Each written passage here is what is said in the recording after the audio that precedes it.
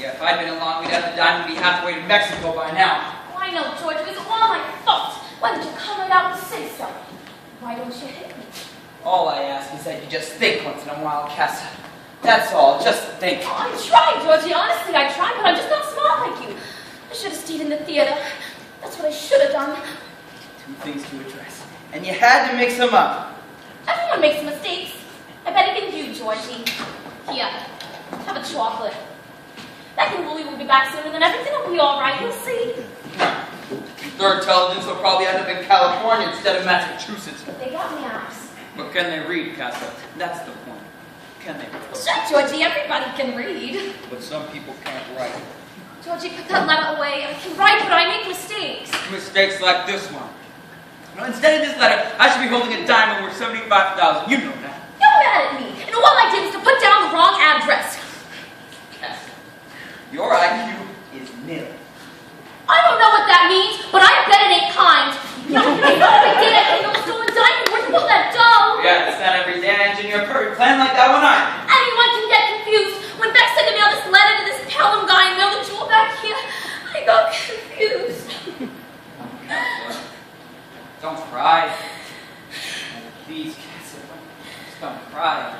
Georgie, will you forgive me? If you wipe your nose and stop sniveling, yes. See? There. Well, that. Now throw Beck's letter away, Georgie. You know, when I think of all the months I spent working on it, one job to make history and the rest of my life spent in luxury, it's a tremendous gamble, Casa. You don't know how perfectly I had this whole thing worked out. Oh, I do, Georgie. I certainly do. Every angle figure. I mean, me getting friendly with the millhouse chauffeur, Bill getting back delivering the plants and working in the garden all week. Everything went perfect. I hope they got there before Pelham opened the package. Well, anyway, you wouldn't know what the diamond was. Maybe he threw it away. You wouldn't have had the chance. You told him to go in right after the mailman. You're a genius. Possibly. I mean, look what you did when you worked in the insurance company. No one else ever thought of doing that. No other company investigator. I mean, tracing down false claims, letting them go through and be collected, and then splitting with the guy who owned the policy. Now that is what I call smart. It was clever, but penny ante. Then when I saw this Millhauser thing, I saw my opportunity to get out of it all in one big job. Maybe you shouldn't have picked Beck and Louie. Or are those idiots? Let me get you a drink, honey. We'll laugh about this in a few days, you'll see. Oh, and trusting Uncle Sam with delivering the diamond, that was clever too, Georgie. It's not what the boys got caught, they wouldn't have anything on them. Then I go and mess it up. Well, we'll forget about all that when we get back here with the diamond, and then we'll set it and have a ball, won't we? Sure, Casa, sure. Here's your drink.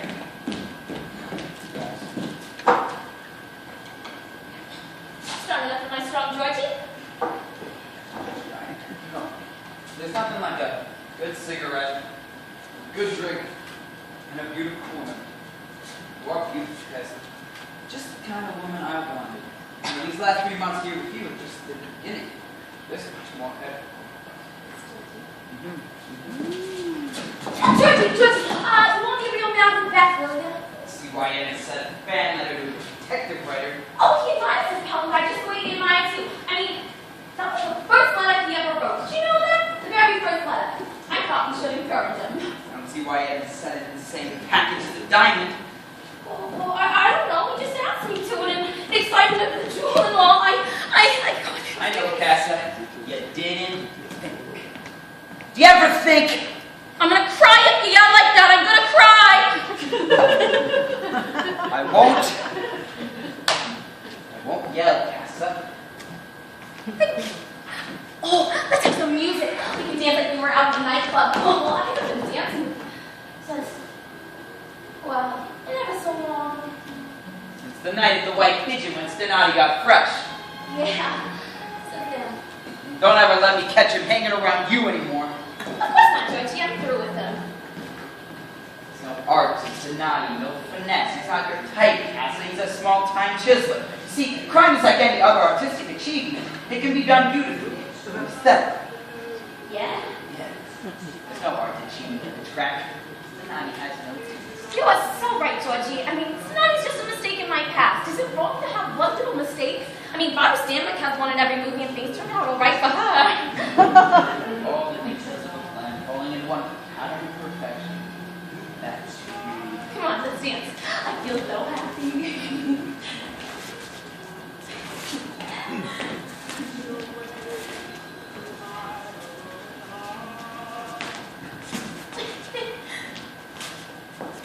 And now we have our hour of musical selection to bring you the latest news bulletin on the biggest manhunt in the history of our country.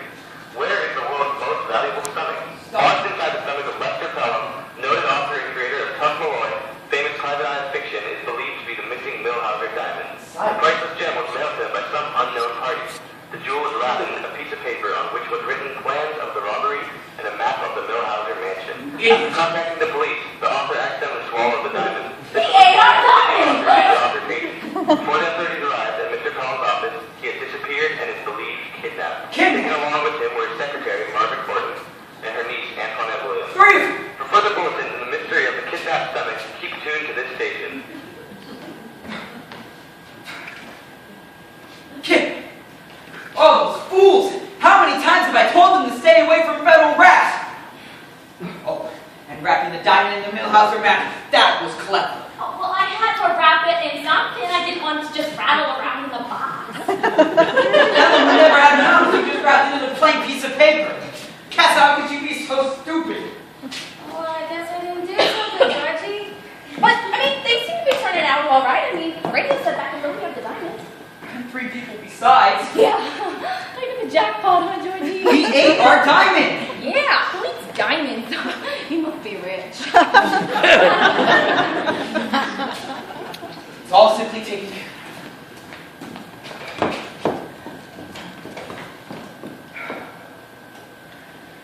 Operator, give me New York City, Judson 14671.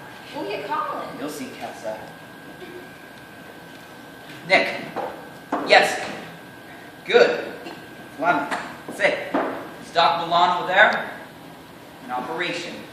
It's worth plenty. No, Georgie, you don't. Shut up. Say, Nick, could you get out here as soon as possible? Out here at the lodge. All right. So long. I've arranged for an excellent doctor to come to remove the diamond for us. Yeah, but Georgie, you don't want to cut him open. I mean, that's murder. Not if the doc does a good job. And what a perfect vacation place we have. I mean, our visitors can roam the island, explore to their heart's content, do whatever they like until we get the diamond back. What about the boat? Keep the boathouse locked. Okay, but the state troopers are right over there on the shore. For all they know, we're the same visitors we were yesterday. Just with a few friends joining us. You have a kidnapping? That's what we do. Not us. See? As long as we don't kill this Helen fellow, the feds can't touch us. You know why you Georgie? You have a mouthpiece. Very simple. Very simple indeed. Yeah, this is they get him back here all right. They better. Oh, Georgie! Georgie, look, there it is! There it is! Now there's the boat! Oh, there's 3, 4, 5 of them. That's Louie and some woman. That must be the secretary. And the kid. Oh! Ah! The fellow there must be the one who did the swallowing. They better not let the state troopers get them. Get them. Everybody here, go bounce off the radio. Hey, you were famous like actors? Hurry up. Cass, don't forget it. Isn't blood. Sorry, Georgie. You must be polite. You must use finesse. What? Are we entertaining them or what? Sure, for a while, at least until we get the diamond back. Just go make us some drinks, okay? Oh, Georgie, I remember. I'll make the drinks. What do you have? Go mix us some high notes, okay? Oh, shit, Georgie. Now listen, there's something I want you to try to understand. Uh-huh. Okay, I'm going to explain it simply and precisely. Uh-huh. Just don't talk. Not about again? I mean, not to our guests, okay? Just don't say anything about where we're from, where we're going. Just sit there and make polite comments, that's all. Oh, sure, Georgie. So just some social conversation Conversationalizing, that's just what I mean. Yeah. Okay. So like if I was Greer Garson in the movies. Exactly. Get a move on. Dodge for the boss. Stop pushing. Then move. Lester, do something. Oh, like what, for instance? I don't know. This is exciting. You. Welcome to come in. Yeah. Thanks. Boss, I got it. I heard everything on the radio. And you ain't mad? We'll talk about that later. Right this way. call it home. Hi, everybody. Permit me to introduce you to your hostess. This is Cass. Cass, so this is... Maggie Thornton. Tony Williams. This must be Mr. Lester Pelham. It is. Oh, the guy with the stomach. Yeah, I'm afraid so. Cass, would you ask our guest to be seated? Oh, sure. Seat yourselves anywhere at all. Away. Sorry, boss. Cass, offer friends a drink. Oh, sure. I've got them all made. Here you go. Alcoholic? It's got whiskey in it, if that's what you mean. I'll take a Coke. Oh, good. Good thing I'm with you. Straight? Great. And for you. Thanks. Atta girl. And how about one for the diamond? No, thank you. I don't indulge. Oh, come on, indulge.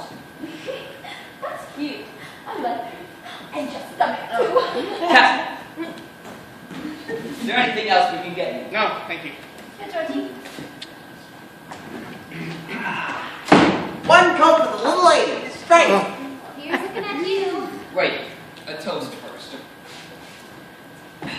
To a very few hesitating occasions. Mr. Boss, I think we ought to... Fleming. Right, Mr. Fleming. I think we ought to understand one another. If you keep us here against our wills, that's breaking the law. You go to jail. Thank you for the information. See, but I've already provided against the possibility of being caught. You see, the boat he came on is locked up in the boathouse, and well, I wouldn't advise him a short distance.